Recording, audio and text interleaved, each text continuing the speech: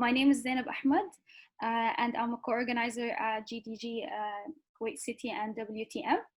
And today I will be going over our event that you are attending right now.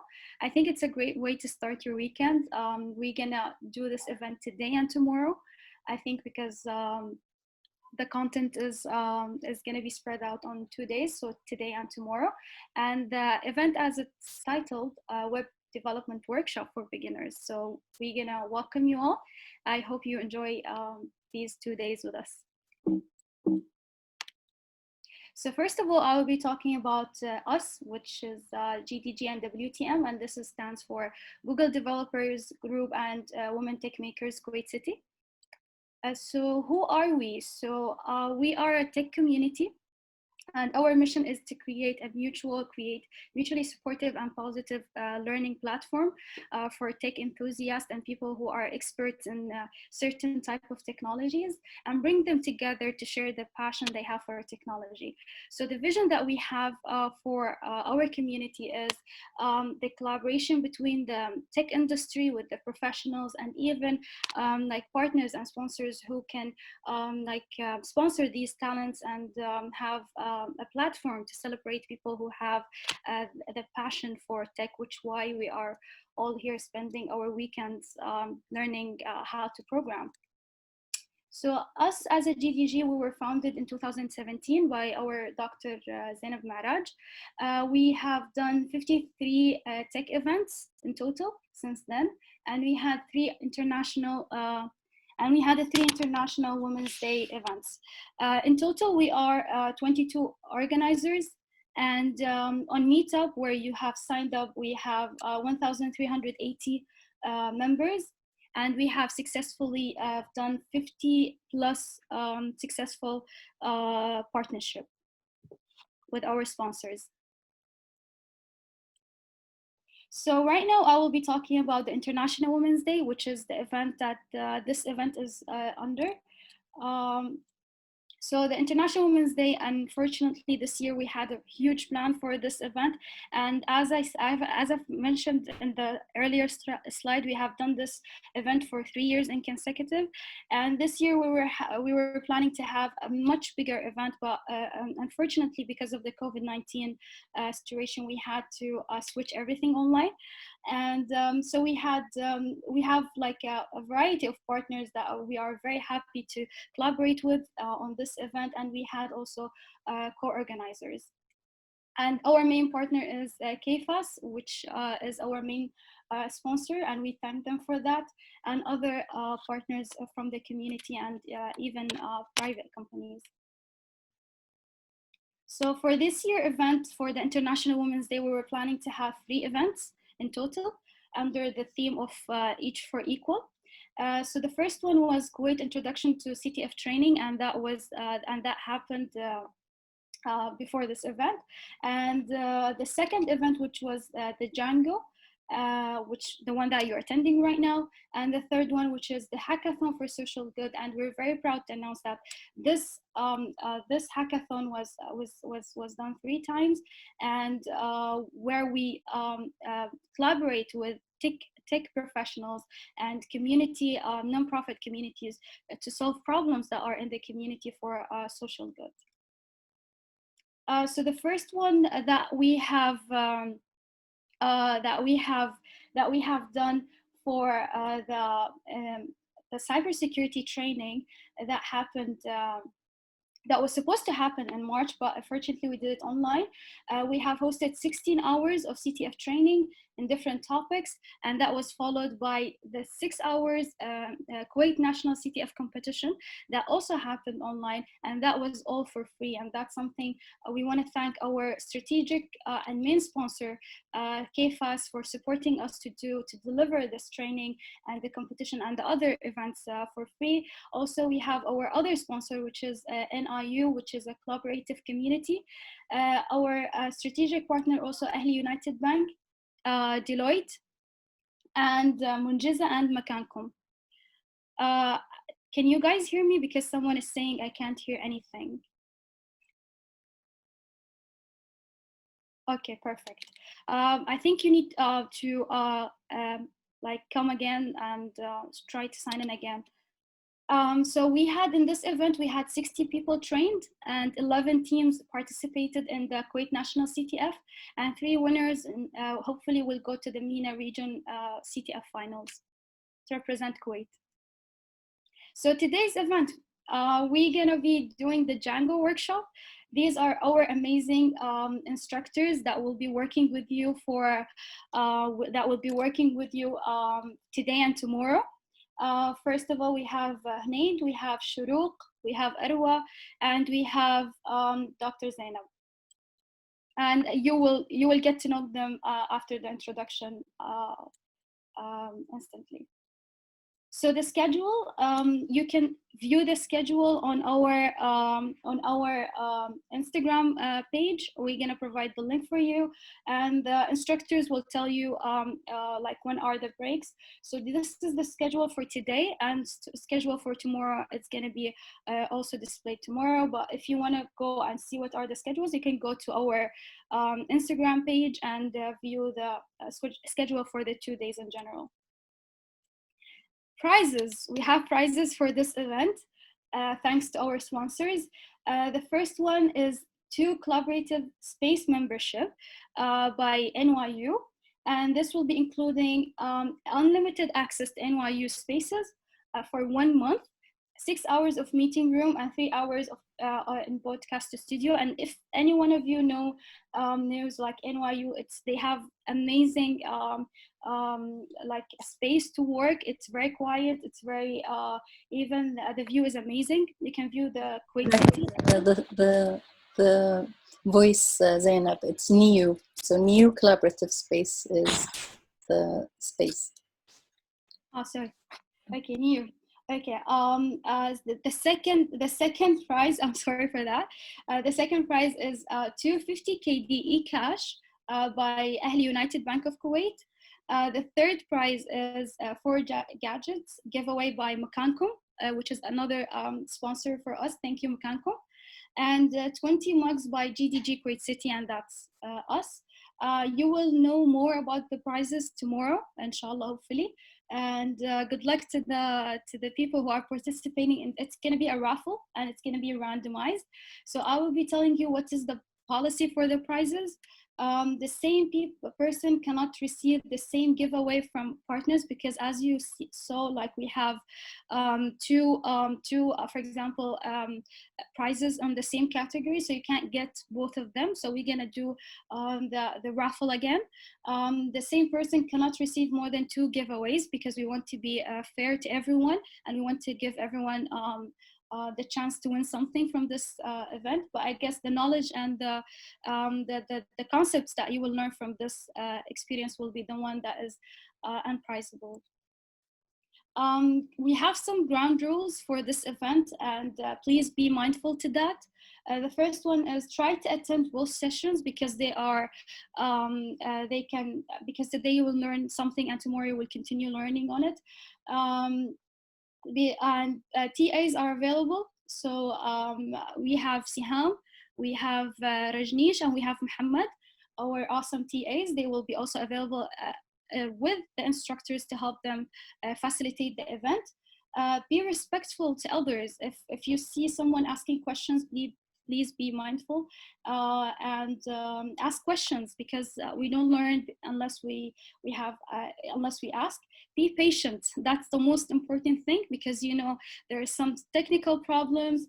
TAs and instructors might be overwhelmed with technical issues. So please, your turn will be coming, but you need to be mindful that these people are doing their best. So please be patient. And the last thing is mute your microphones, because we want to make sure that everyone can hear the instructor or the TAs clearly, and we don't want to do any type of distraction. That's the last thing. The aim of this event is to create a website from the scratch. So good luck with that, and inshallah we'll be seeing you guys doing amazing work. And I will be giving it to Dr. Zainab Al-Maraj, who will walk you into your first session. So good luck, everyone. All right, awesome, Zainab. Thank you for the introduction. So I'm going to take the screen sharing off you and share my screen. Okay, so hopefully you see what I have. So what I'll be doing is just edging you into the Google Cloud platform itself. You all received a link to the IWD 2020 Django material for day number 1. So make sure that you go to your email, click on the link and open the document. It looks something like this. Most of you are on, but not all of you.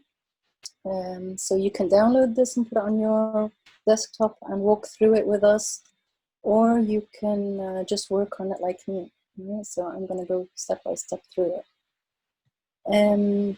The idea with this, please don't edit this document. If you're trying to, then I suggest you download it and save a copy for yourself. This is what everybody will be downloading, and we will be updating it with material from day number 2 by the end of today, once we're ready with that. So I'll go over the Google Cloud setup, starting with page number 2. The idea is, what we want to do is to make this whole process of working with Django and Python easier. And rather than have all the technical difficulties of you doing it on your own machine, and we're not there to help you, we're going to try and do it on the cloud. So Google Cloud setup starts like this. You've all been added to a GDG Django project. And when we added you to this, you should have received the email. And if you haven't checked yet, go to your email and look for Google Cloud Platform. Or you may find it through this email in your spam or anywhere else. Okay? We will be working with you, and the TAs are here to help you identify whether you have it, don't have it, and they will add you if you're not already on this. So there's no restriction on being connected to this for this part. If you don't have the email, just continue with what I mention in a minute, okay? For those who do have the email, just click open the Cloud Console. And that will take you to the Google Cloud platform that you see on this page. For those who don't or have not got the link, I will add it to the chat. Okay, so this is the Google Cloud platform added to the chat. Because you've been added to the Google or the GDG Django for that matter, if you see my screen, I have the GDG Django project identified here. I have other projects as well. This is not the only project I have listed for myself. So you will only have, for example, GDG Django showing if you were to open or look at your projects. So the interface is pretty cool. You have an image of it here. What it allows you to do, or what this platform allows you to do, is to access a lot of Google Cloud Platform services that can be done remotely. So you can work with databases, networks, connect with other people, do your business processes and things like this online. And I do encourage everyone to work around and play around with this platform during breaks, after breaks, and even get back to us after this workshop to tell us what you've been up to. You'll know you're in the right space if you look in the top left corner and look under project info, and it should say Django or GDG Django. Again, for those who've had the link, they can get this. If you haven't received that link, we will add you slowly and you will have access to it in the end. So when we're doing the actual Django part, which is in another hour, approximately, you should be already on this project page. Okay. Right, so what can we see from this page? Other than your name, you have an ID and you have a number that identifies you on the Google Cloud service. You have a navigation menu. If you look up top, right on the left top hamburger button that you see right up here, the navigation menu will give you an access to all the APIs and services. lots of different things that you could look through, computer engine itself, storage, saving things that you want to play around with online, like images. We've hosted workshops before in which we worked on the Google Cloud and tried to identify things within images. All of these can be accessed through this panel. You've got a link in your tutorial. So a brief summary on page number 7, and a link to take you through some documentation on what's inside this navigation panel. Okay. Right, so how can we work on the cloud? This takes us to our next step, which is a Cloud Shell. So Cloud Shell is basically where we're going to tell the computer what we want it to do. This is where the computer will understand things we need. We'll give it the specific instructions, and it will make them happen. It's sort of like magic. So how do I get to that from Google Cloud Platform or console page? You have a link way up top in the blue banner called Activate Cloud Shell. Okay, so click on your Activate Cloud Shell.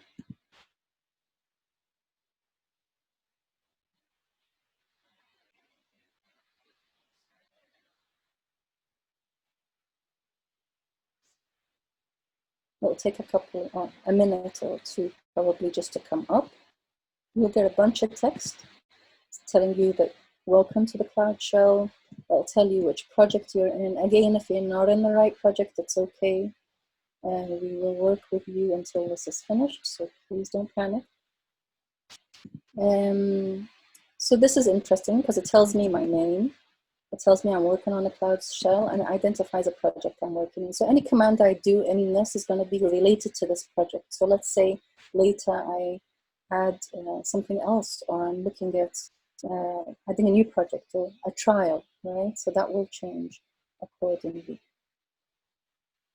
All right, so Shorok will come up in a minute and talk to you about how we can add commands within this space or in this terminal.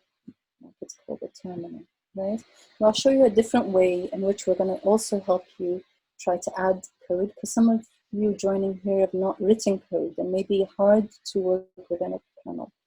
So what we're going to do is click on this Open Editor button. So you have a pen mark or a pen icon. So let's click on that together and see what we get. I will open in a new window.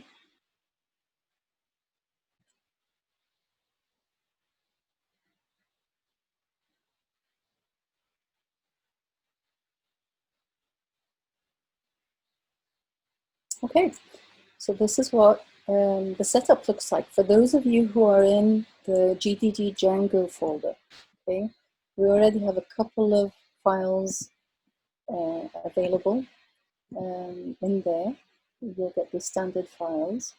And anytime we add commands or introduce new files and save them, they'll be added here, okay? You also can use it like any other editor. You can make new files through this space. You can delete them through the space. You can edit them and configure their settings and things like this. For those who are really afraid of command line and the dark looking screen that you see right here. Okay, so congratulations. You've got a Cloud Shell session running and active.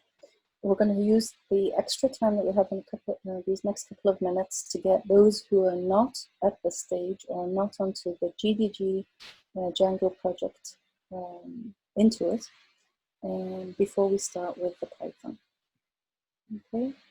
If you have questions, please add in the chat and I'll be able to help you with my team.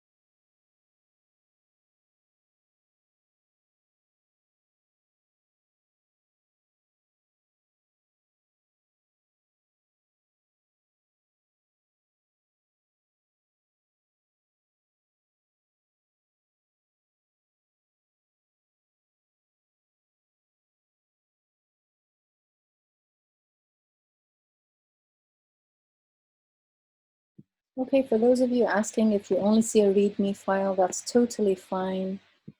Don't panic. That's okay. You will be able to see the files that you generate or create soon when we start with the Python.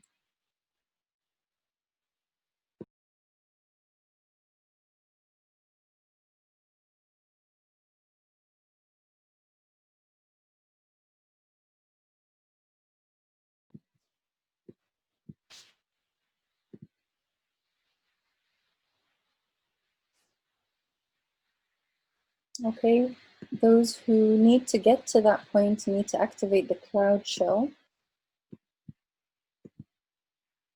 Again, we have a lot of questions on how do I reach the editor. So in your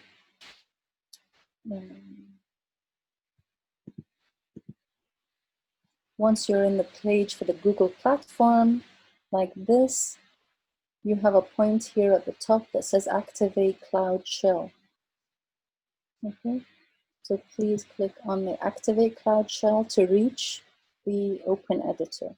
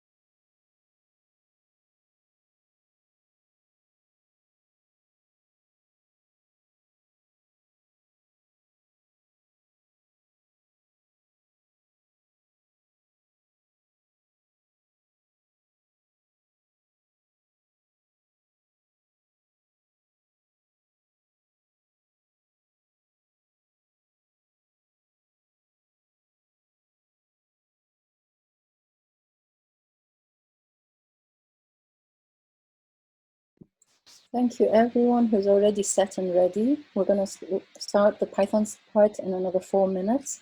So we are going to start it early. For those who have not finished and still asking where their emails are, I've personally added most of your emails, so you should have it in your inbox, your Gmail inbox. Look in your spam folder, look in your draft, like any other folder that you might have.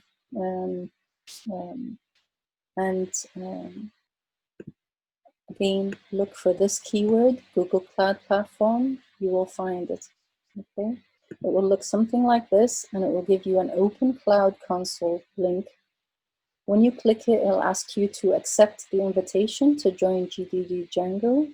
Only click accept, and you should be directed straight away into the project that you see here, okay? You do not need to activate any subscription to use the Cloud Shell. That's if you have any services that you want to run. For this workshop, there's no need to do that unless I have any other one that says we should otherwise. I don't believe we have. Okay. All right, we'll wrap up with the last few and then we'll get started. Shorok.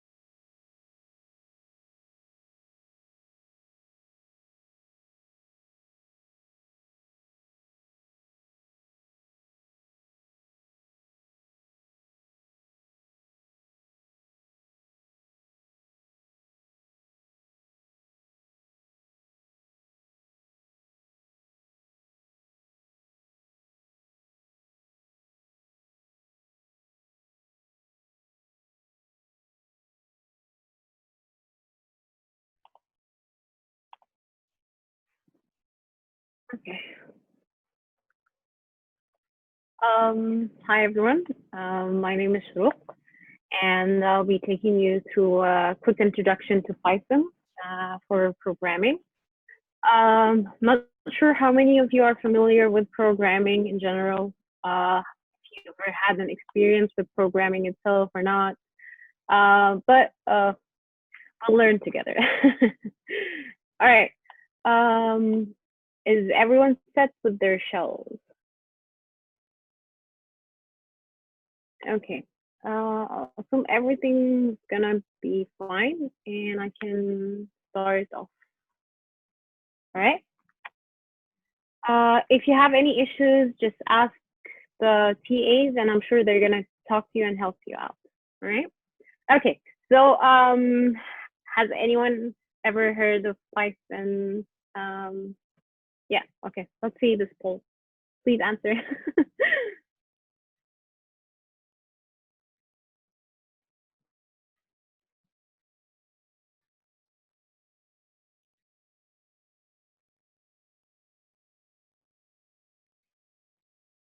Okay. It seems we're getting around an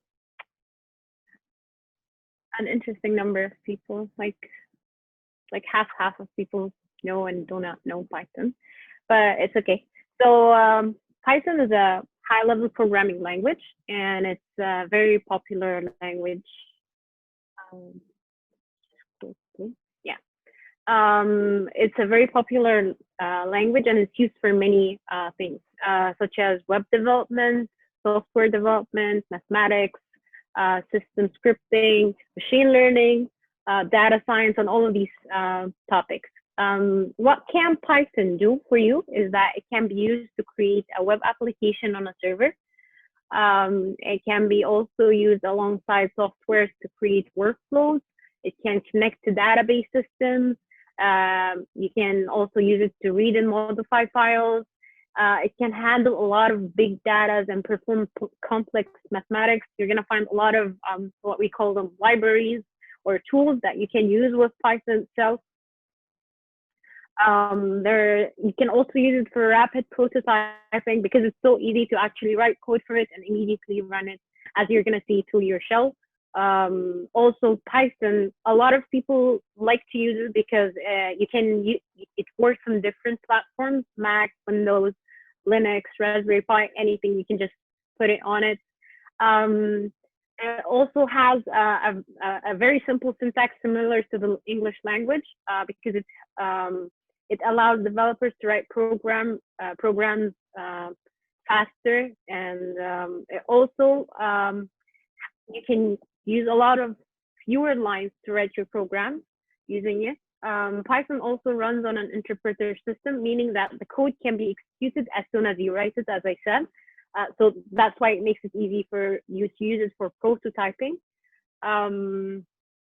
Based on AI, artificial intelligence, it's easier than C and C++.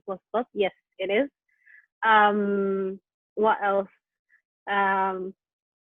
Yeah, and Python can be also treated as a procedural and an object-oriented or in a functional way. It has many case uses, and it's a very what do you call it? Easy language to grasp. There's also something good for you to know. Throughout this session, we're going to be using Python 3 as our main version for scripting.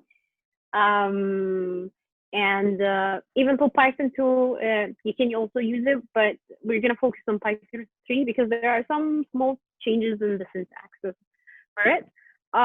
Comparing Python syntax to other programming languages, Python was designed for you to be for readability. So it would make it easier for you to read the code and write the code for yourself. It's similar to the English language, and it has influence from mathematics on it. Python uses new lines to complete commands. So you have to be careful with your indentations. So for example, the space that you use to push your lines and the way you organize your writing. And yeah, it mainly relies on indentation and white space. So you have to be careful with that to define the scope of your code. Now, That's a quick introduction on Python. You can read more on the what do you call it, on the document that we have on it. If you have any questions, you can put them on the chat, and I'll try to answer as much as I can. Now, Dr. Zainab has took you through the Cloud Shell introduction, and we will be mostly using the Cloud Shell and the editor. So, what is this terminal or Cloud Shell? This is your place. It can be called a console or a terminal or a command window where you can make communicate with the shell. The shell is basically the brain of your machine.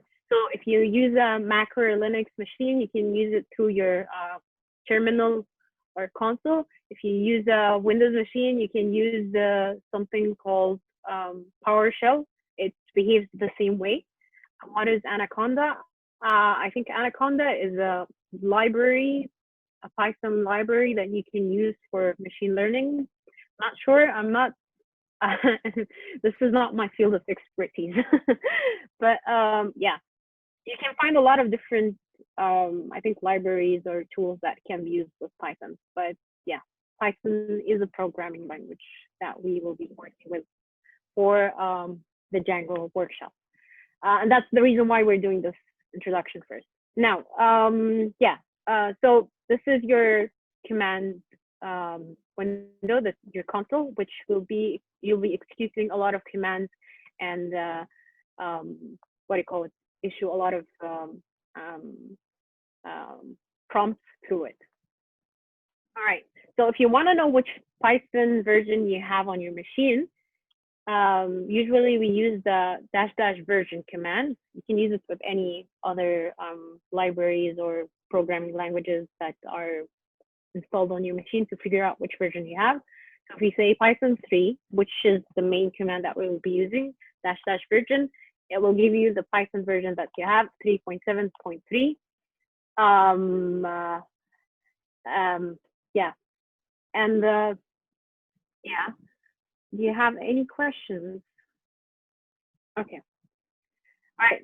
The next command I'll be showing you is something called touch. So touch is a command that helps you to create files in a specific directory. So right now we are with this squiggly letter thing. This tells you that you are in your main directory. And if you say touch and then the name of whatever file you want, let's say first script, right? And then I say .py. So you have to add your extension. You can say .js or JavaScript, .cpc or C++ code, and things like that. If you're on Python 2, try writing Python 3 and see if you're, it will give you the correct Python. So writing just Python will give you Python 2. Writing Python 3 will give you Python 3, all right? So if I write touch and then the name of your file that you want and then dot the extension of the file that you want to create, for example, we want to create a Python file, so that extension is .py.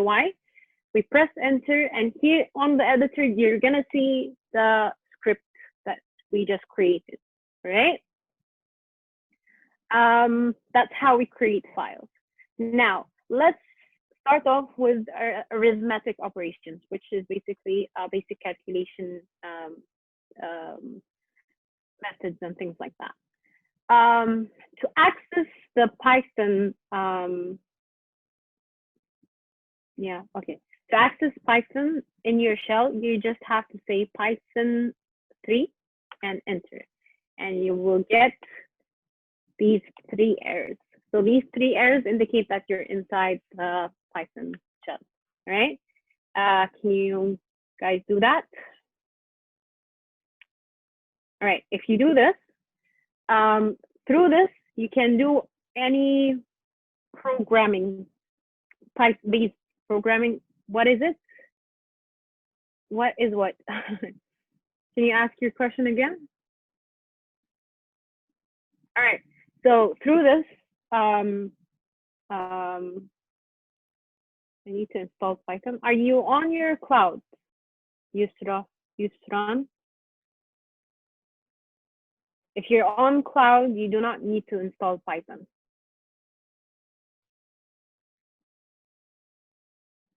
All right. Okay, we will continue. So you have to type Python 3 to enter your Python shell, and we can through it do any programming in general. So let's say I want to do 3 plus 2, 3 plus 3, and press enter. It will give you the value. So this is a basic arithmetic operation. Say 5 multiplied by 8, it will give you 40. 45 divided by 5, it will give you 9. You want to do the power command, so you can say 4 to the power of 2 will give you 16. So all of these are considered as arithmetic operations, all right? If you want to exit the shell, just so you should know, is that you can say Control C or Control V. Either of them would work, right? So now you're outside of the shell when you don't have the 3 errors anymore, right?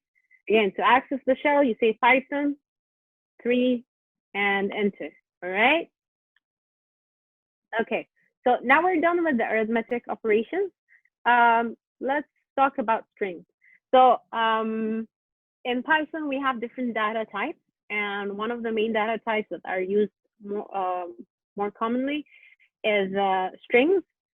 So strings are basically anything that's in between double quotes or single quotes. So for example, let's say hello world.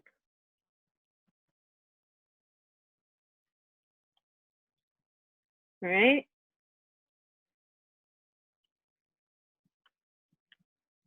This is a string, right? You can concatenate, so you can add a string to another string by adding a plus sign. So you can actually use an arithmetic operation on that. So let's say hello plus world.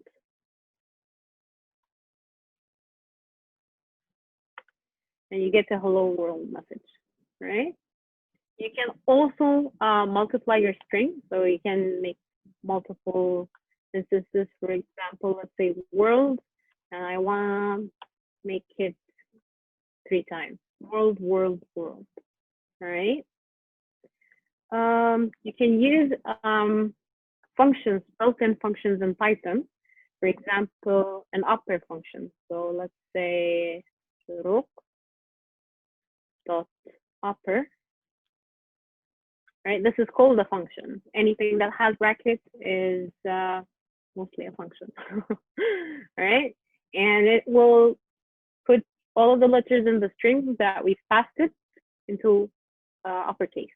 All right, now if you want to know the length of your string, for example, I don't want to like count.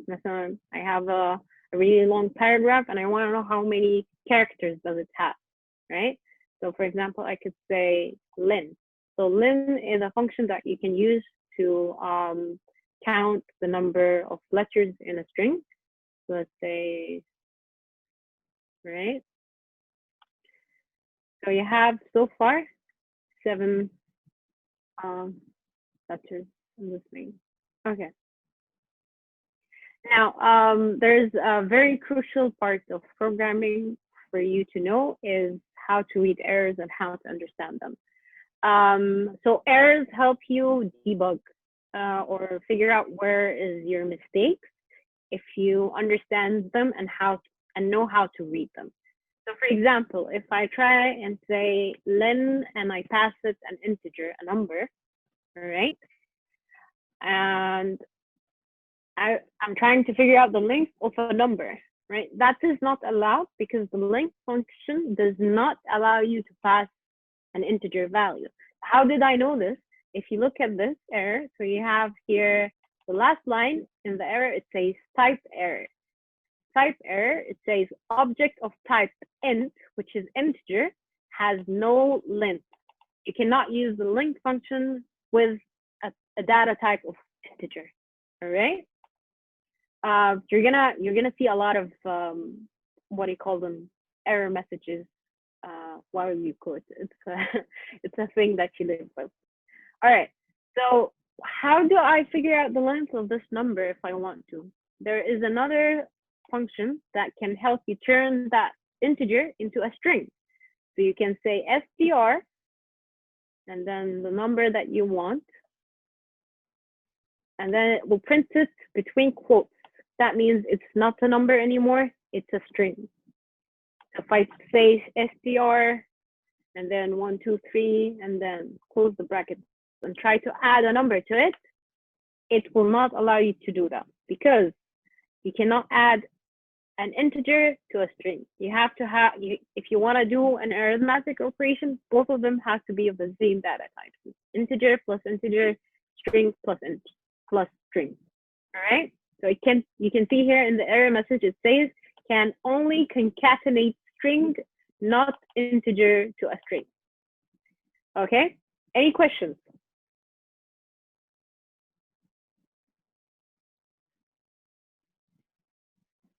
No questions so far? I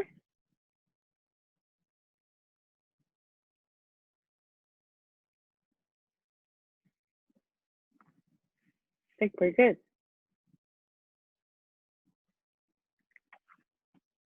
Is Python a loosely typed language or strongly typed language? I'm not sure what you're trying to ask here, Sayed.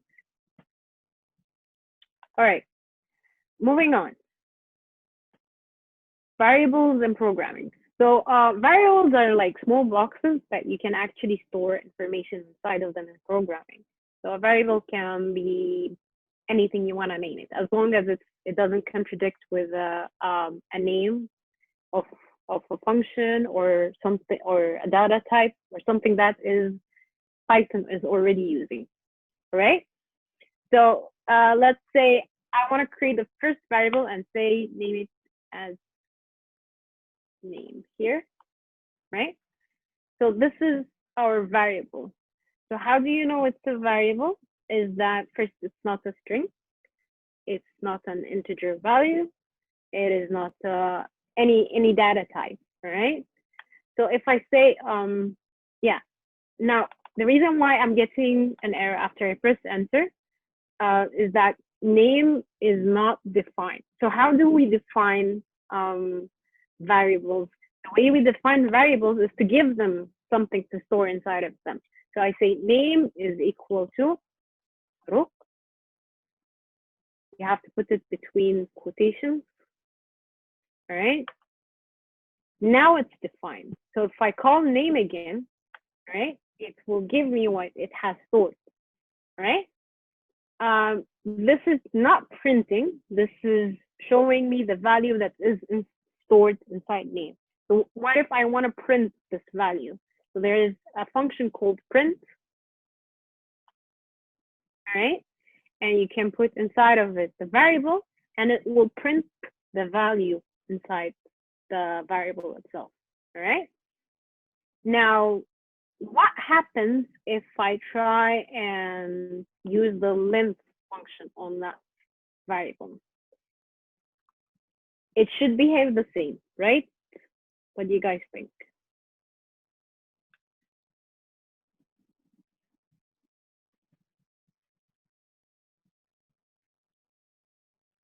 Can we use the functions that we've been using so far on variables? Yes. So if you press enter on the length, you're going to get the value of that string. And then after that, if you want to use, it will give the length of Shorok. Yes, it will give that length. Now, if you want to, for example, save a different value inside that variable, let's say I want to put a number, all right? 1, 2, 3. It's a 123, an integer. Now, if I try to print name again, all right? display the value inside name again, what do you think name will have? Will it still have the string, or it will have the new value? Yes, it will have the new value. That is correct. This is reassignment. This is called reassignment. So if you put a new value inside the older variable, it will remove the old value. All right. Now, let's see. Okay. So what happens if I say something like this? Since we already said, you already know that you can recreate any operations using variables, and you can also use functions on those variables as well, as if you're using them on the data types plainly. What happens if we try and do something like this? So let's say I want to put the name Tokyo in a city variable, all right? And then I want to do this. What does this error mean? It says, we've already seen that error previously, which is name CRTY is not defined. So a lot of you might see this error if you make a spelling mistake, and it happens a lot. So you know immediately that, oh, it's either you didn't define this variable, or you actually made a spelling mistake and you didn't know, you didn't put the correct name of that variable in your code, right? So this is actually a very good way to help you trace errors. Yes, typo mistakes. Okay, now we already talked about the print function.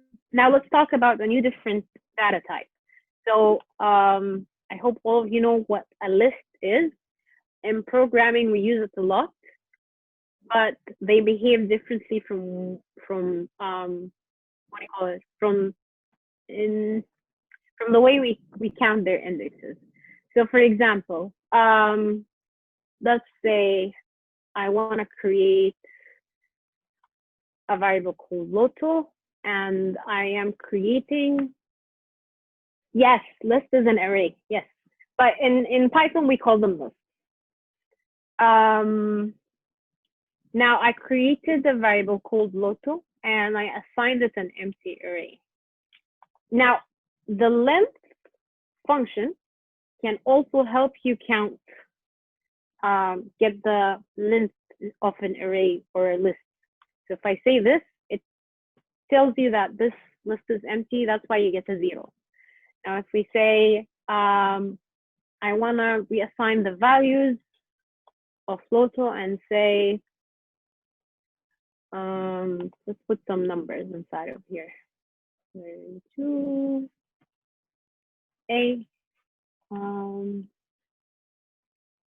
All right, so we have some random numbers here.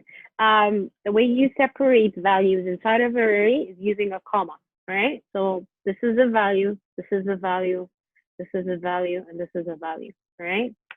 Now, if I try and print again Lotto, it will give me what's inside the array itself. There is a really cool function that you can use. So for example, if you have a bunch of numbers like that and they are not ordered, you can use it on it. So Lotto.sort. So sort will sort your array for you. So if you come back again and print Lotto, you get the correct order of the numbers inside of the array. All right. Now let's say I want to add to that array. So there is another function that you can use to that, and it's called append. All right. So let's say I want to append number 3. Where do you think this value is going to be added? Is it going to be added at the beginning, or is it going to be added at the end? Yes, at the end. That is correct. So if you print Lotto, you're going to see that 3 is at the end of that array. Nice. Okay. Now, how do we access each value inside of that array? It wouldn't be very useful if I just kept printing that array, the whole array, right? Now, if you want to access it, we use something called index. So it's not fixed array size. Yes, in Python, you don't, your arrays are not fixed in size. They can shrink, you can expand, and I'll show you that. Yes. Okay. So as we were saying, it's not very useful to just continuously try and print the whole array, right? You want to access each value inside the array. To use that, we call each placement in an array an index. And in arrays, the first value is always a 0. Like the first placement, all right? Arrays start from 0, okay? We do not start from 1. But a lot of people think like, oh, if it's an array, I'm just gonna count 1, 2, 3, 4, 5, right? We don't do that. What we do in programming, we always start from the 0 value. So 0, 1, 2, 3, 4, all right? So if I try to say Lotto, and I want to access the value at the second placement, which value would that be? At the second index. It's 67. That is correct. It's 67 because 2 does not mean it's the second position. It means the third position. All right. Indexes. So you have to be careful with this. It might be confusing, yes, but remember we always start from 0. So if I say Lotto 0, yes, it is the third position. If I say Lotto at the index 0, it will give you the first value of the index. All right. Now, it means 3 counting stars from 0. Yes, that is correct. And we'll get to that with loops. All right. Another interesting function is pop. So what pop does is that it removes the value. All right. I'll show you. So let's say Lotto dot pop, and let's put an index value of 2 or 3, right? And see what happens, right? What do you guys think this will do? So the value that you put inside of pop is not the value of the things stored in the array. It is the index position. It will remove 89. Yes, that is correct. So it removes it and it gives you the value. It returns it to you. All right, cool. Now, if I print Lotto again, do you think it will still be there? It is not. So it removes it, but it doesn't leave the place empty. All right, it pushes the rest of the array back together. So now who's at place 3? Who's at index 3? 3, yes, correct. All right. Okay, we can try some stuff, or you can try it yourself. What happens if I try to put a negative value to access a negative value on an array? What do you guys think will happen? So for example, -3.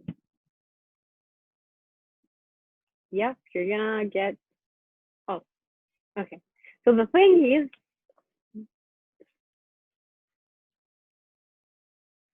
interesting, should get an error. Unless, oh, yes, okay. So in other programming languages, you're gonna get an out of bound error. So an out of bound error is, yeah, that's the cool thing about Python. Sorry about that. In other programming languages, you're gonna get an error that says out of bounds. So for example, I think C++ has that, JavaScript, PHP maybe, I'm not sure. So in these programming languages, if you try to put a minus value or a value that is not on the array, so for example, let's say we have 0, 1, 2, 3, and let's say put 4, right? So here you're gonna get out of bound, index out of range, all right? Guys, when you make an error, how do you remove it from text editor? We'll get back to that later, all right? So, so there are 2 cool things that you need to know about Python. So the first thing is that you can actually access the array in a reverse order if you add a minus, right? As long as it's inbound of the array size. So if your array size is 4, all right, you're only allowed to go up to -3, okay? But if you try to go to -4, you shouldn't do that. Yeah. If you try to go to index 4, all right, it will give you an error back. And if you try to go to -14, it will also give you an error and tell you that your list index is out of range. Any questions on that?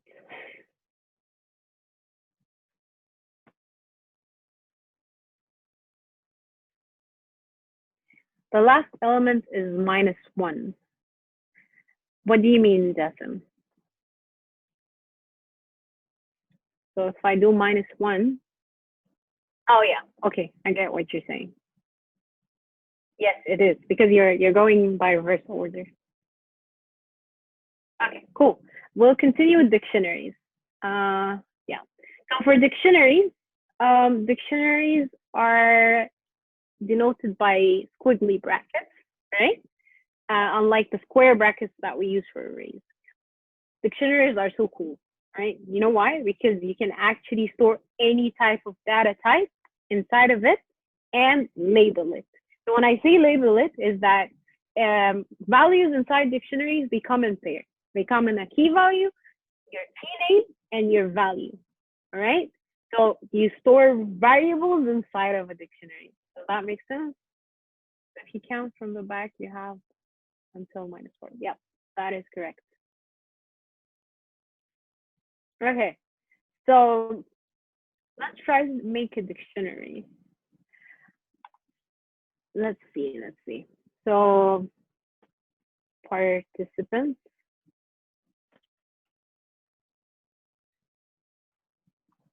All right, and let's make a list of information for that participant. So a name. So this is your first key value, right? Your first label, and it has to be between quotes, okay? And then the name is a string value, so it also has to be between quotes. So for example, Shorok, only can pop number. Can we not add numbers into those? Yes, we can. We just explained the append function, if you notice. So append is the function that allows you to add into the array. Okay. Yeah.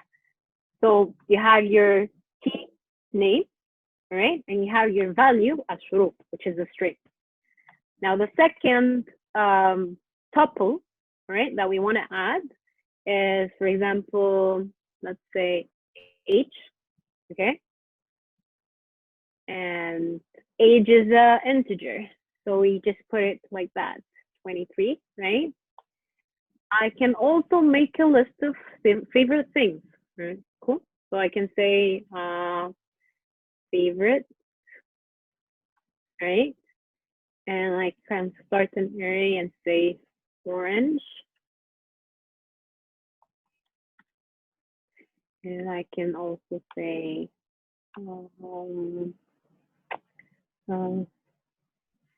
music, right? You can say painting. Okay. Now we're done with our dictionary, right? It has 3 tuples. Okay. So if I say participant and print, what do I get back? I get our first dictionary. Okay. So what do we know so far about dictionaries? That you can say whatever kind of values that you want, and you can actually label them, right? Looks like a JSON. Yeah, it is. You can consider it as a JSON. The only difference between a JSON and a dictionary is that, for example, if I want to add a Boolean value, I cannot use the value that you use usually for JSON. So we're going to get to Booleans. So in Booleans, we use true or false. Boolean is a value that's either a true or a false. In Python, true or false has the first letter capitalized. So true is written like this, right? And false is written like this, okay? So if I want to add, we can, okay, right? So if I want to, I'll get to the Boolean thing a bit later and how it's related to the JSON and how dictionaries are different from JSON. But let's continue with this first, and then I'll get back to that. Okay. So how do I access a dictionary? To access the dictionary is you're gonna have to use the key that you assign the value to in. So for example, let's say participant, and I want the name of the participant. Make sure that it's between quotes because it's a string, right? And it will give me that specific value inside the dictionary. All right. Okay.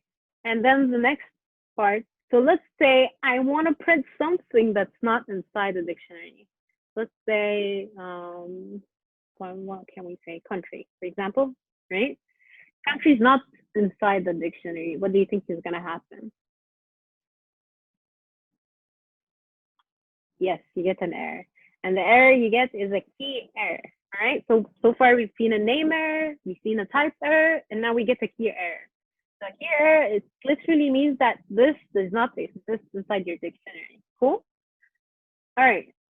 Now let's see what next do we have. Now let's say I want to create a key that's called country and assign it a value.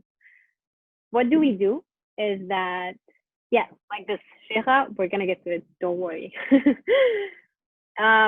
So to do that, to add a new key, what you have to do is just put that equal sign after the key that you want to use here. So we say participant, square brackets to access your index, which is your key, and then put that new key inside of it, country, and then say the name of that country, and then it's added. How do you want to know? If it's added or not? Let's just try and print participant again. You see it? It's added here. Cool. Any questions so far?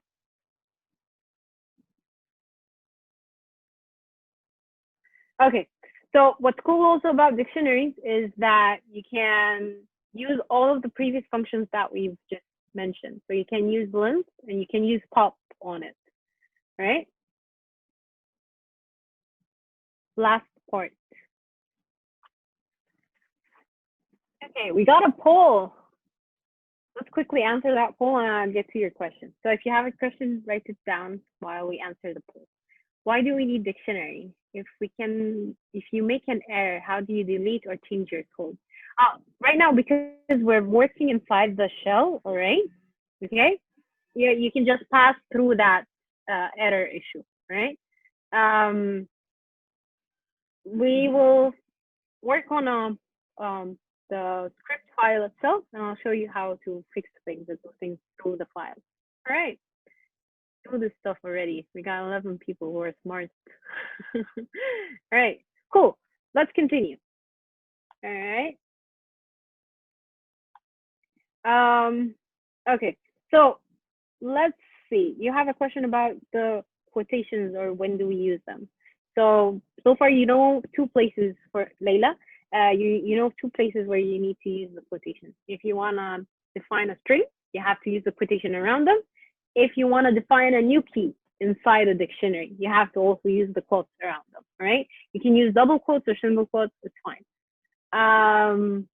Majid, what's your question? What's the last part that you want me to explain? Please type it out again. Now, why do we need dictionaries? So as I said, dictionaries are really cool because you can actually label things inside of them, right? You can label unlike arrays, you cannot tell where, for example, you have saved country, you have to go through by index and things like that. Okay, again, on adding tuples. To add a tuple is that you have to define your key, right? Here. So for example, what can we name our key? Ice cream, all right? So this is my new key, okay? And then to assign a value to it, you have to put equal after it, and then whatever value of it. If it's an integer, you don't use quotes. If it's a string, you have to put quotes around it. So for example, I like chocolate, all right? printing again your dictionary, you'll see that your new key has been added. Cool, Majid? All right. Let's, as I said, you can use the previous functions on dictionaries as well. So if I say lim, and then I say participant around it, okay, it will give you the length of that dictionary, how many tuples are inside the dictionary. Cool. So we have 5 tuples inside the dictionary.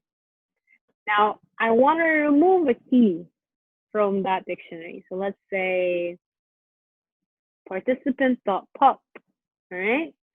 And we want to remove the ice cream key. Make sure that if it's a key, it has to be between quotes, right? And then we say like this. So if you try and print again, participants, you're gonna find that Shoko has been removed from here. All right. What else do we have? What else do we have? So let's say you want to overwrite a value inside your dictionary. So to do that is that we're gonna do it the same way as what we were doing with reassigning, with assigning a new key, a new tuple, adding a new tuple, is that you have to mention the key name, all right? And then we add a new value here. So for example, the original value was Egypt. Let's say, right? So if I try to print again this dictionary, you're gonna see that here the country was changed to Germany. Cool. Any questions? So we're done with errors, we're done with variables, we're done with lists, we're done with dictionaries. We go on. All right, we're gonna go on. Okay, so relational and logical operations. These are used in a lot of programming languages, and I think you're gonna see some of them used in a different way, but all of them are used for the same purpose, okay? So in math, you know that you have the greater than, less than, equal, and the way we say not equal in Python, some different ways actually. But let's try something. So if I want to say 5 is greater than 2, the result of this statement is always going to be a Boolean value. So again, what are Booleans? They are values of either true or false, all right? So if I do this, I will get a true statement. So it literally prints the value as true for you. Okay. You can actually go through the document for the other operations if you want. I don't want to go through all of them, but there is something I need to briefly explain, is that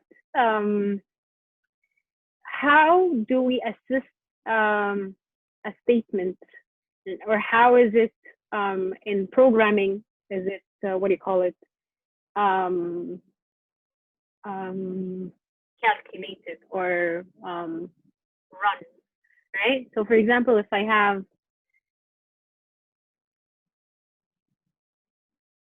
okay, yeah, okay, so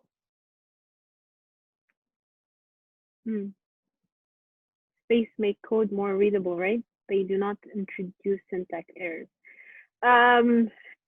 You're not gonna get a syntax error unless you have problems with indentations at the beginning of your line.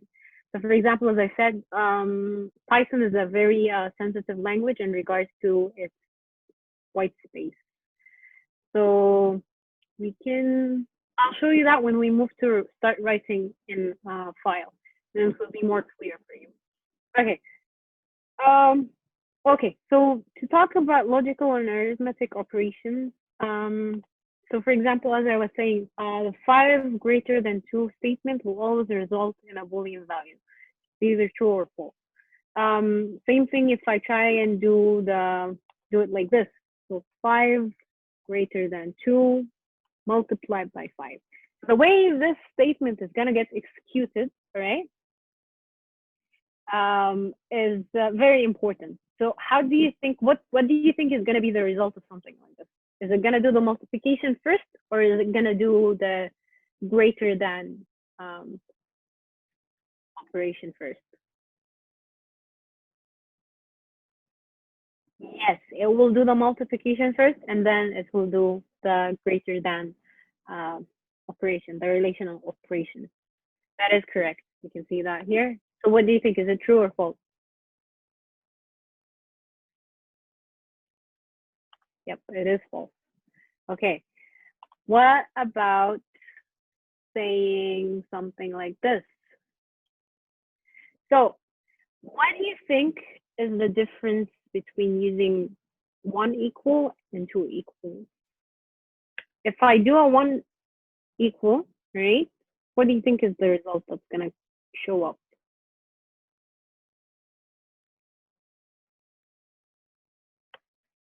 Yes, because you cannot assign to a literal. So you cannot assign a value to another value, correct? So if I use the double equal, okay, it will actually do the comparison for you. Okay, any questions?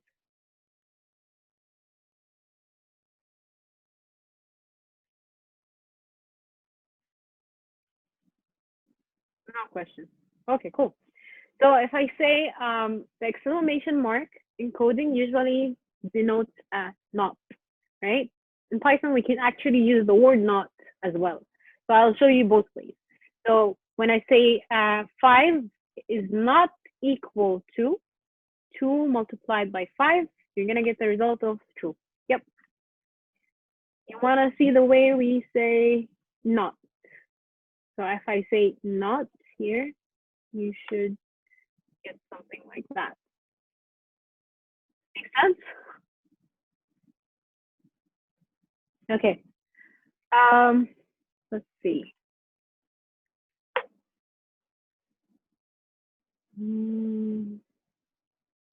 Okay. Okay. What more questions do we have? Yeah. Now, you can also use the greater than or equal, greater than or less than with the equal statement. So this is like including bounds of your range.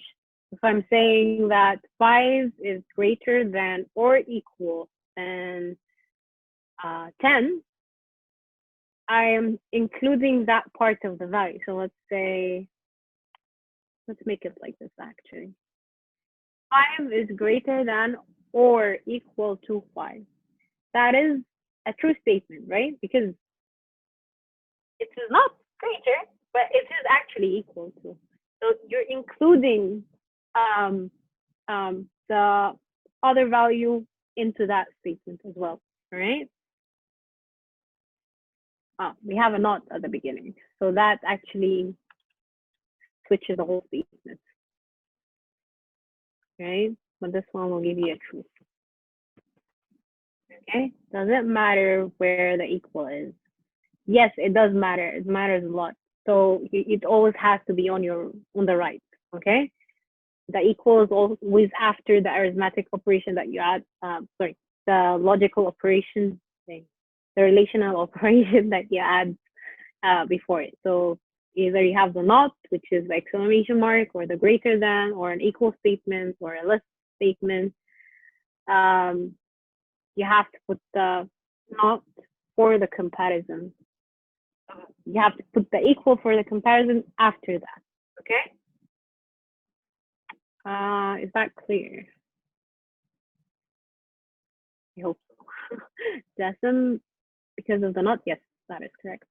Okay, now we're going to talk about the logical operations.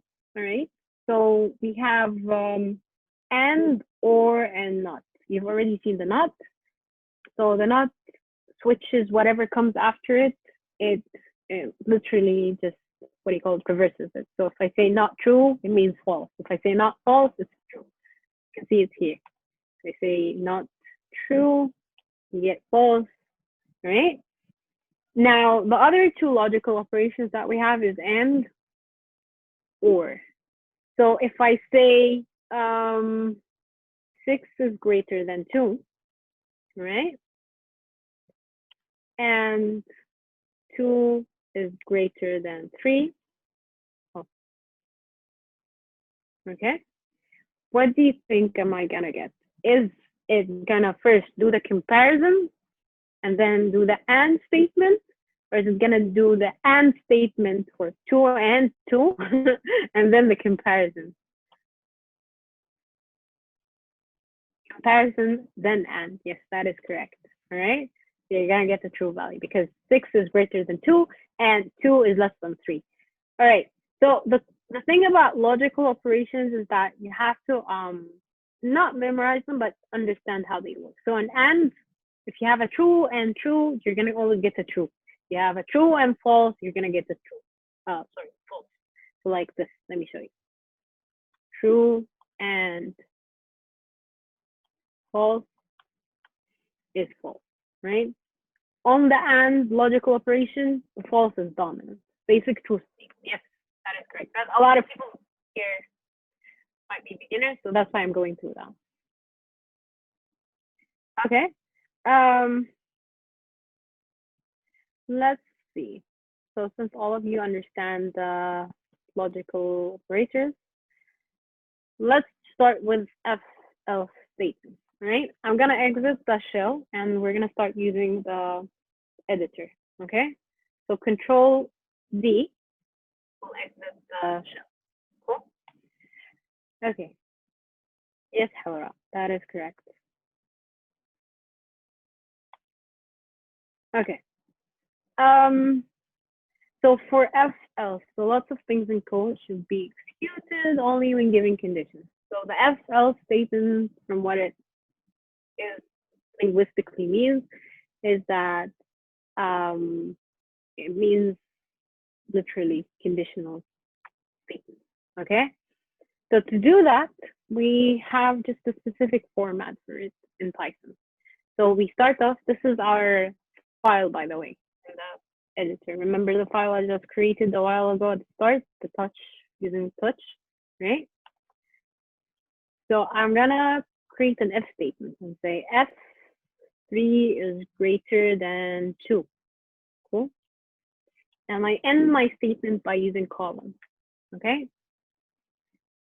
Now, if I try and run this file, so the way to run files or scripts through your terminal, right, console, is a very simple thing. You say Python 3 and the name of your file, right? Okay, and you press enter.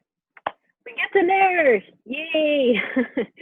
What does the error say? It says syntax error, unexpected EOF while parsing, all right? So what does that error mean? That error means is that you actually did not finish the F statement. You didn't end it properly. You didn't give a result. So what happens if 2 is great, if 3 is greater than 2? What happens? Yeah, your machine doesn't know obviously that because you're supposed to tell it what's gonna happen next. That's why you get that type of error.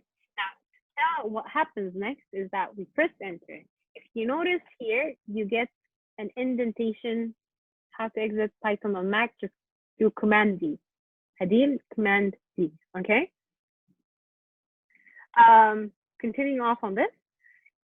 If you notice here, after pressing an enter, you get a white space at the beginning of that line. So as I said, Python is heavily based on your white space and indentations, and you have to be careful with that. To enter the scope, so when we talk, what is a scope? A scope is the area where all of the code is running. It's like a block where they are running together inside of it. So to tell you that I am inside the if statement, the if condition, I have to put an indent to tell it that, oh, I want if 3 is greater than 2. Let's say I want to print yay. Okay.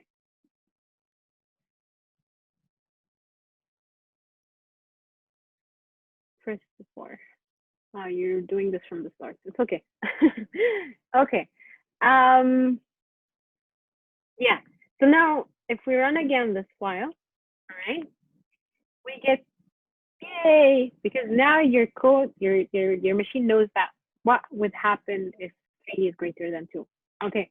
Now I want an else statement, because this condition will always give you a logical. So anything after the if statement is always going to end up with a logical with a Boolean value. So you'll either get a true or false. If you put 3 here, it will also give you true, because you're just saying that, oh, you're stating that this is 3, it's a value. Okay.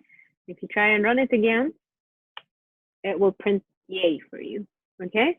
Now let's try and do something that will give you a false statement. So 3 is less than 2, right? And we say, yeah, any questions? No? Related, but is there a way to enable dark mode? Yes, there is, but I'll tell you that at the very end. Okay, so else, what will happen is like, you do it like this. Okay. So you have, what would happen if your statement is false? So 3 is less than 2. That is not correct. You're gonna get a false result out of this. So to give an alternative, right? We use the else. So if you try and run this code, right, you're gonna get no step, because the result of 3 less than 2 is a false, right? If false, you go to else. Cool. You're gonna need to use these things a lot later when we're coding with Django. Any questions? Okay. Now to use the else, so in case you want to put another condition in between the if and else, you gotta use something called ls. I think Python only has this. I don't remember, something like that. Oh yeah, no. All the other programming languages, they have this, but they use else f. So you have to append an f statement to it. But anyways, if you want to add, yes, C++ does have it, but I think you have to say else f, not f ls, I guess. Yeah. Anyways, so let's say you want a different f statement here, and we want to say that 34 is less than 50, no, 3, right? And you want to print a new statement, say no, right? So if this statement is true, you will get the hello part, right? But if we run this code, we still get no, because this statement, the 34 is less than 3, is a false statement. All right. If we want to turn it into a true statement, make sure that it goes into hello. You have to change your operation, and you will get hello.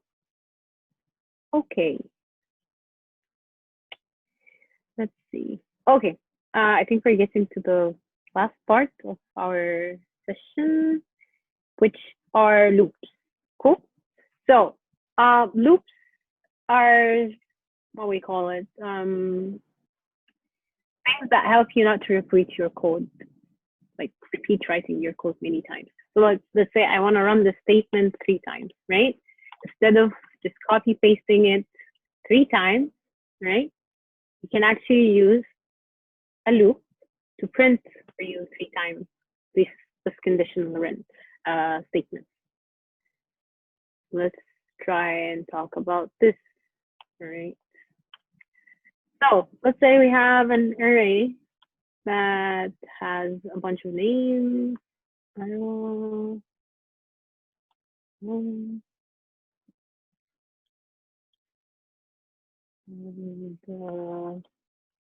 All right. What is the difference between elf and else? So elf, you can put a condition after it else you cannot, as you see. So here, if you look at this, elif has a condition statement, else does not have a condition statement. All right. Okay, so now we have an array of names, all right? And we want to do some looping on them. So for example, I want to print each name. So to do that, you use something called for. And then I think unlike C++, I think you cannot do this. I think so. So if we say for name in names. So to explain this, the way Python works is that it's not actually going through each index by the value of index. I think if you know C++, you're gonna get something like this. You say I, right? I is equal to 0. I less than your length, and then you say I plus plus, right? Okay. Okay. This is in C++, but in Python, we do something like this. So you get the array that has the values that you have, and then you use a variable to loop through the array. So if fails to catch the case, elif catches it. If all of them fail, else have it. Yes, Abdul, that is correct. Okay.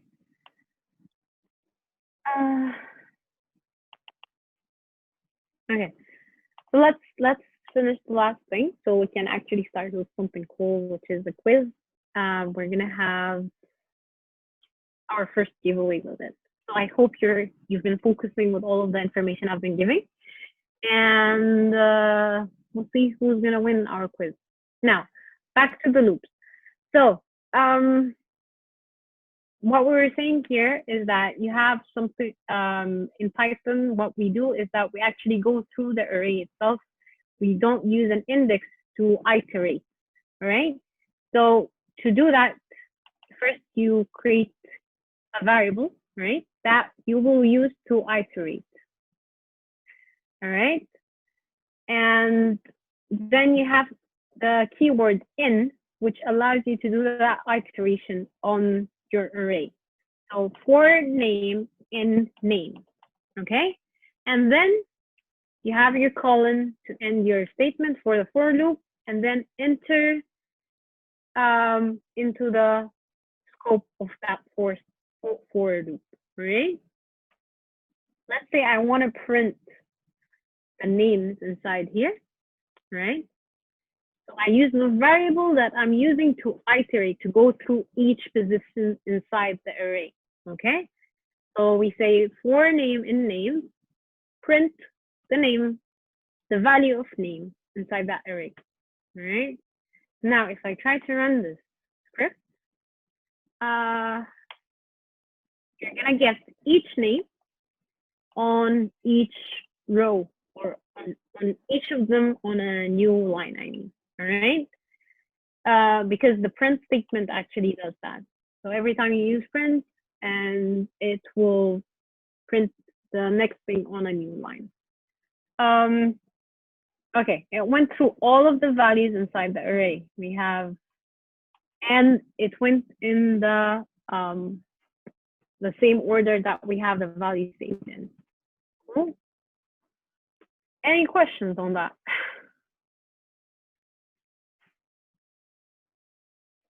You usually get a lot of questions on loops. I'm not sure if it's very clear yet.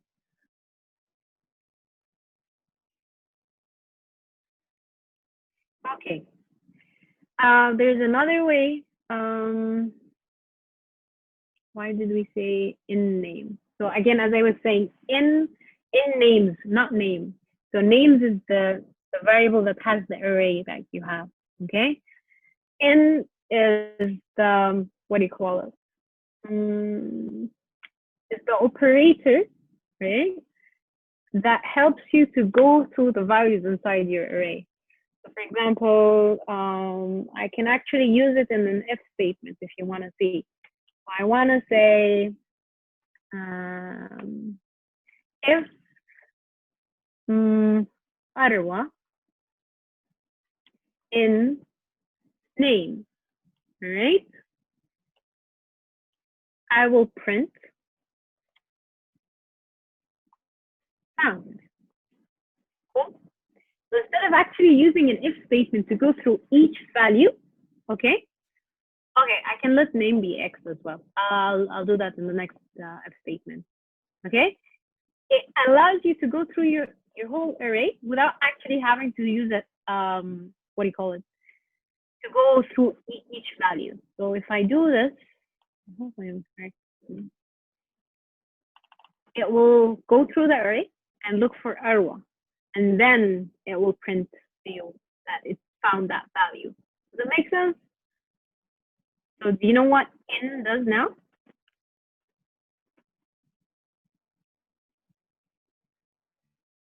Okay, cool. All right. Let's do something interesting also with the for loop. You can actually specific a range for your for loop. So for example, I'm gonna say for I in range. So range is a function that gives you values between whatever values that you choose. So for example, I want to say from 2 to 6, or yes, 6. And I want to print these values. So let's say print I. Okay. So do you think 2 and 6 will be included in that range for loop? You're going to get 2 and 6 printed or not? Yes, yes, yes, or no, no. Yes, Sarah, that is, let's see.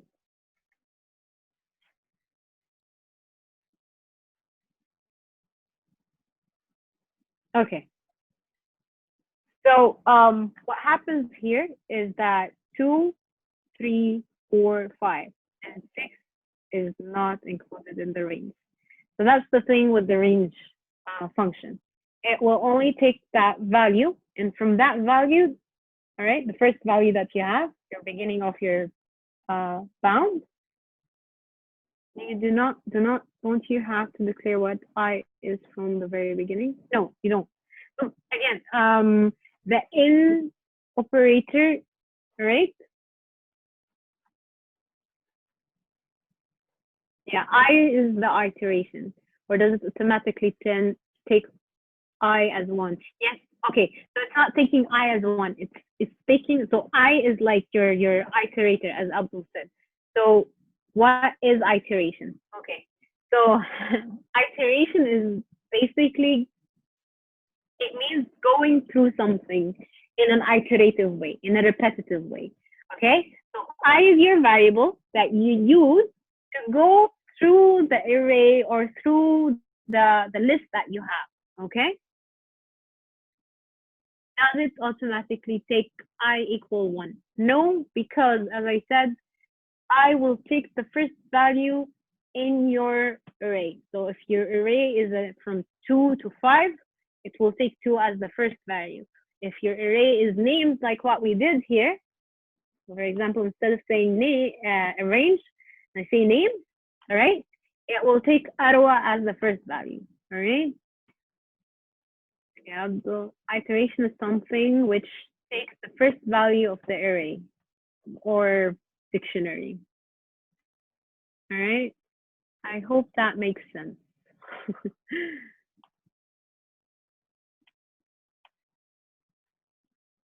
Okay, all good?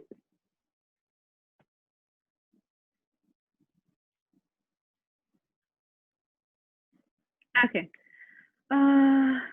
Let's see, what do we have left?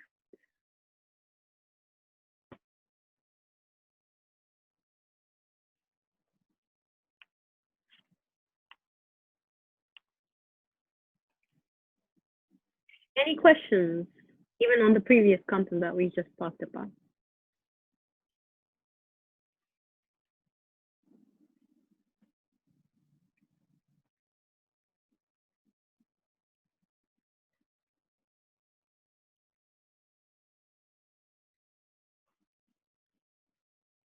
Okay, since we have a little bit more time left, I will go through functions, all right? So, or what we call them in Python definitions, or you've also heard of them as methods, okay? So, a def is basically a function, like the ones that we've seen so far, len, append, print, all of these are called functions, right? And they're predefined, right, in Python. Now you can also make your own function. And to do that is we start off by writing def, okay? And then the name of your function. Let's say hi is your name of your function.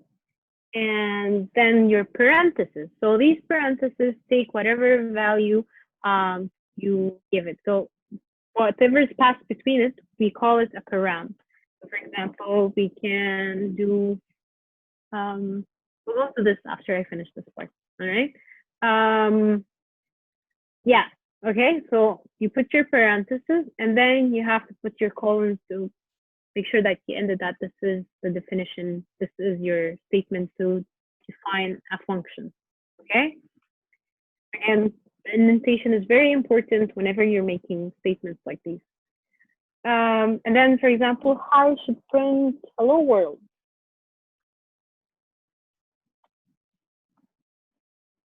Okay. Now, if I run the script like this, what do you think would happen?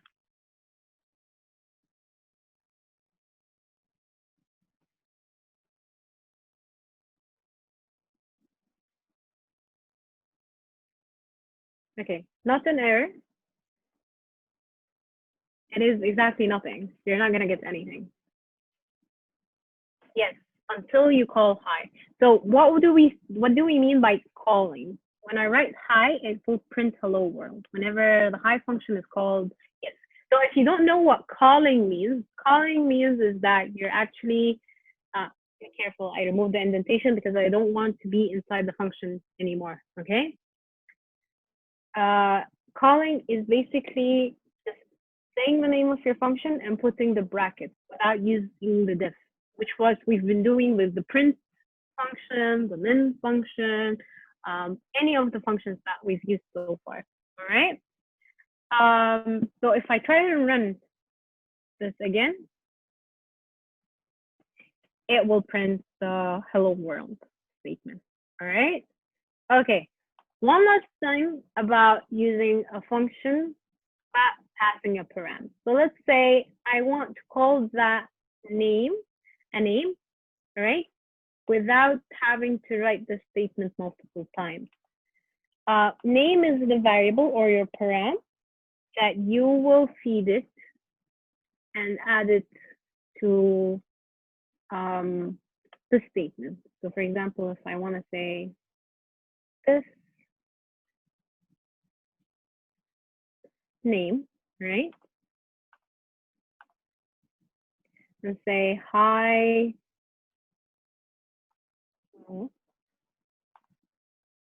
right? If I run this again, it will pass that value and print it with the statement. So that's a very cool thing to know about functions, is that you can actually reuse it without explicitly defining the value that you want to pass it, all right?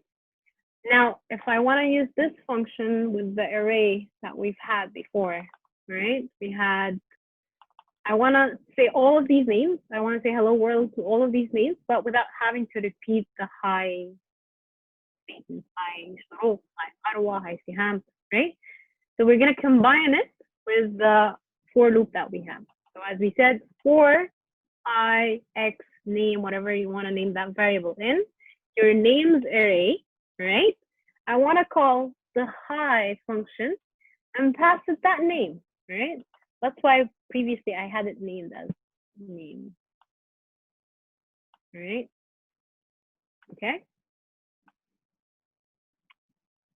And then if I run, it will print them all. Hello world, Arwa, hello world, Shorok, hello world, Seham. All right. Okay. Any questions?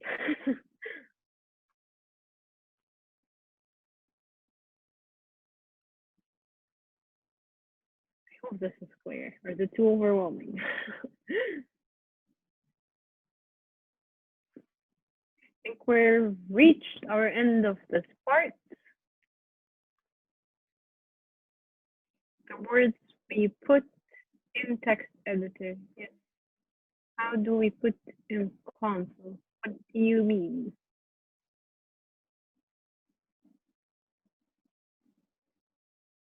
Saqiya, can you explain your question, please?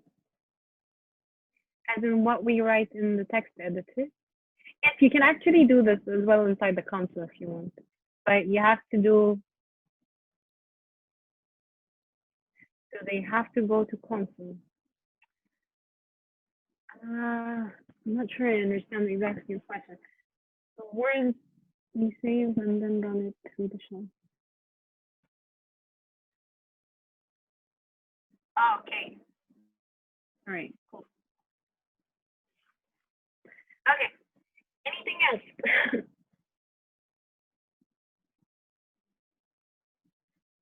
The print command always prints in a new line. What if I want to print in the same line? What if you want to print on the same line?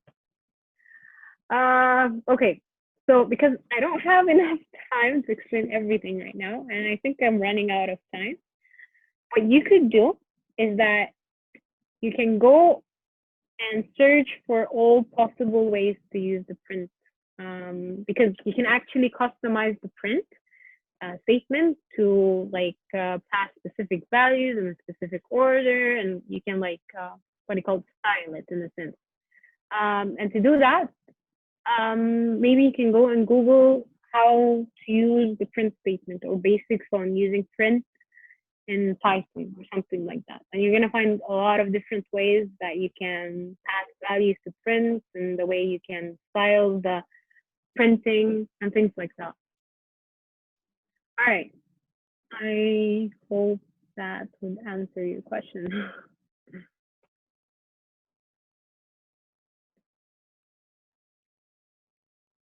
Anything else? Okay, let's run the Kahoot quiz. I think you guys will love this.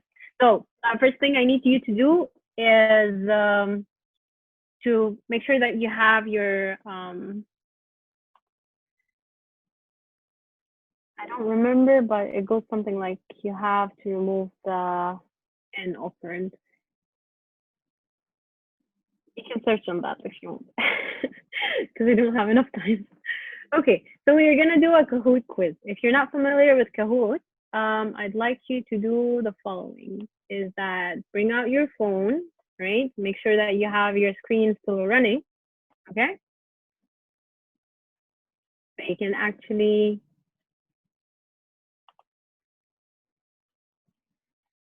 participate with us, okay? Let's play.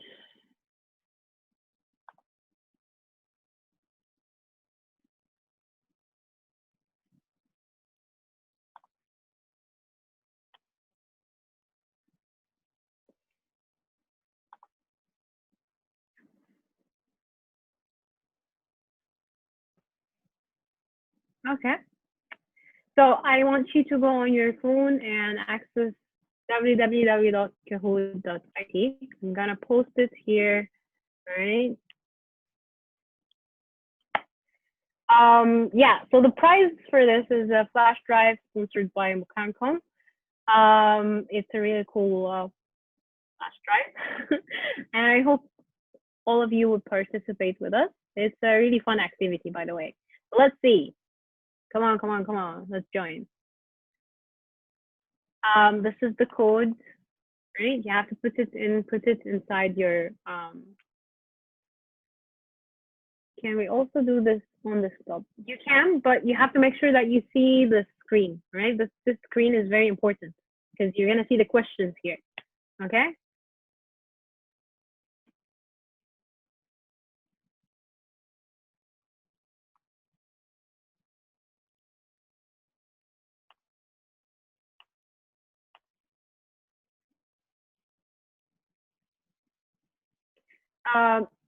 Dania, to join, make sure that on your phone, go to your browser and say www.kahoot.it, right?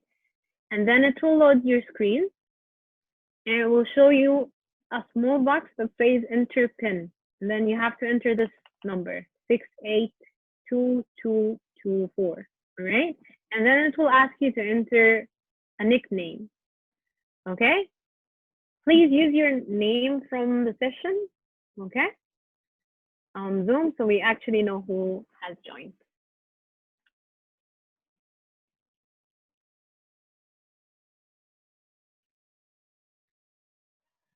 Okay, I will wait for 2 more minutes. Try to join fast. We have a limit on 50 players, I think. So if we reach 50, I will start the session. So I need to create an account. No, Ghadir, you don't need to create any account.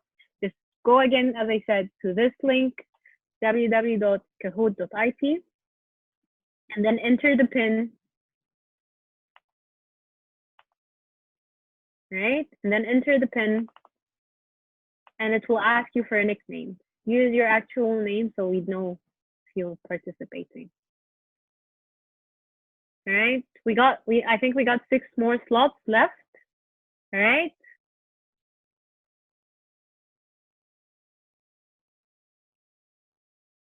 One more minute.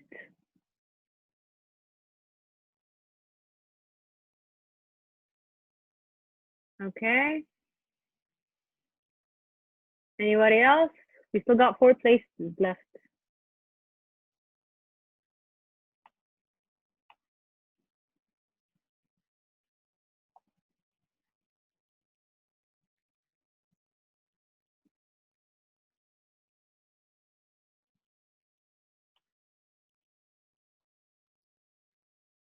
Anybody else? 2 more? 1 more? One more left.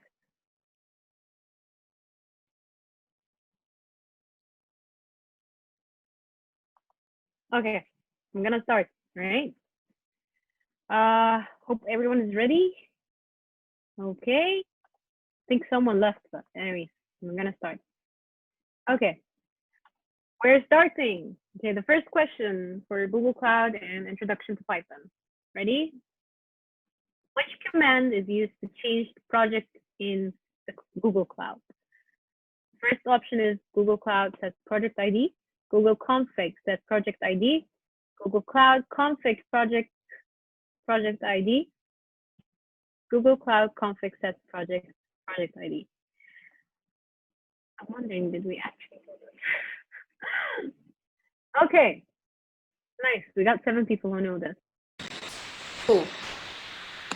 Next one.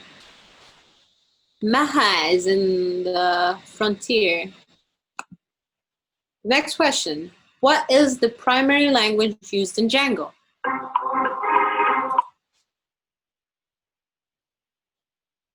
Come on, guys, this is an easy one. I've spent the past hour explaining. Nice. Who answered Java?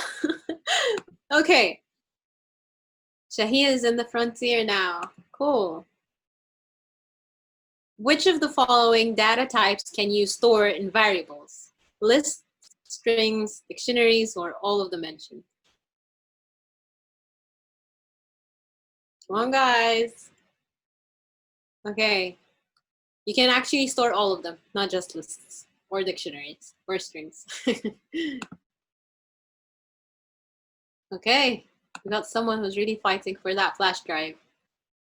You get double the points on this one. What is the output of the statement?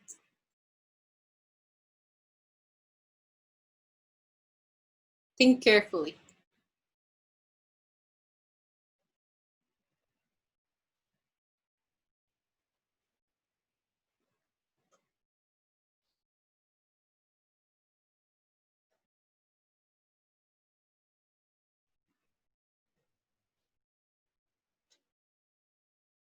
I wonder who got it right. How many got it right?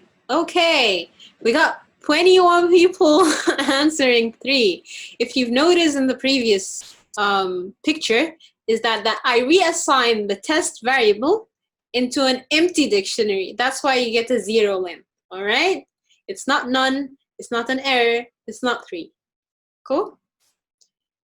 Any questions? No? We'll answer them later. Next. Oh, Yusrana. Okay, the condition statement in the if else will always result in a Boolean value. I think I've mentioned this many times.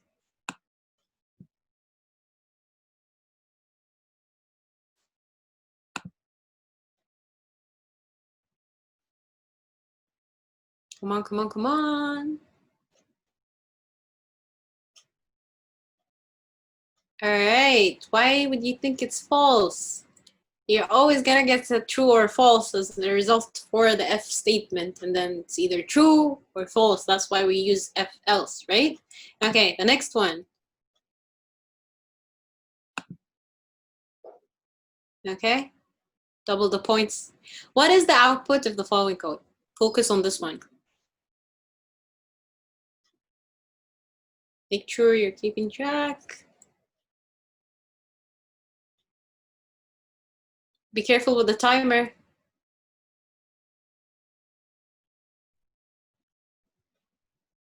Ten seconds left.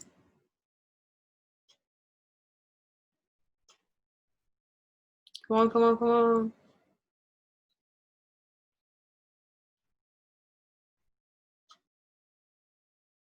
Yay! Okay, cool. Good. It's not an exception error. And we got Myrna. All right, the next one. You can use the function len to get the length of either an array, a string, or a dictionary.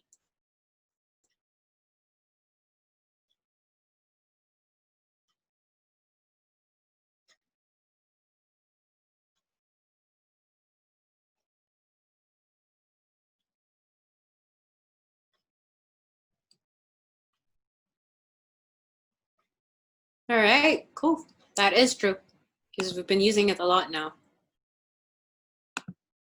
Okay, running the following code will give Japan as an output. Focus.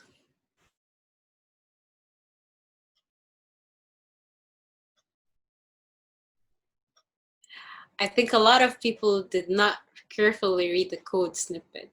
There was a spelling mistake in the word country. It says county, not country. Okay. And we got our top 3. Myrna, Hala, and at number 1, we got Yusrana. Congratulations. Hey. All right. Think our team will contact you for your prize. Thank you for your participation. And I think who's going to take over? Are we on break?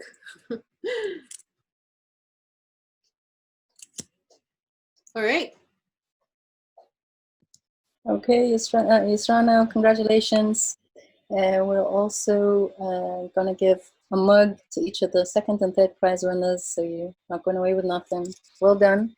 Keep focused for the next part. We have Hunaid up, and he will be going over how to set up your virtual environment and an overview of Django and the platform, and he has a quiz afterwards. The prize for that quiz is a new membership, and I'll send the details in the chat.